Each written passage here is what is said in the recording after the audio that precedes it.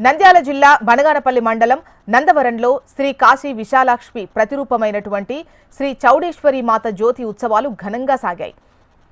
ఆలయ assistant commissioner Kameswaram ఆధ్వర్యంలో ఈ జ్యోతి ఉత్సవం అత్యంత వైభవంగా జరిగింది. తెల్లవారుజామున శ్రీ విశ్వబ్రాహ్మణ భాస్కరయ్య అమ్మవారికి దృష్టి చుక్క పెట్టడం, అమ్మవారి ఆలయం ఎదురుగా మంటలను రాజేయడం ద్వారా జ్యోతి ఉత్సవాలకు అంకురార్పణ జరిగింది. ఆ తర్వాత అసిస్టెంట్ కమిషనర్ కామేశ్వరమ్మ గ్రామంలోని జ్యోతి మండపం వద్దకు వెళ్లి పూజలు నిర్వహించి జ్యోతి ఉత్సవాన్ని ప్రారంభించారు. అమ్మవారికి మొక్కు చెల్లించేవారు గోధుమ పిండి, నెయ్యి ద్రవ్యాలతో జ్యోతిని తయారు చేసి వివిధ రకాలుగా అలంకరించి దానిని తలపై ఉంచుకొని వాద్య బృందాలతో లయబద్ధంగా నృత్యం చేస్తూ భక్తి గీతాలు ఆలపిస్తూ అమ్మవారి ఆలయం వద్దకు చేరుకున్నారు.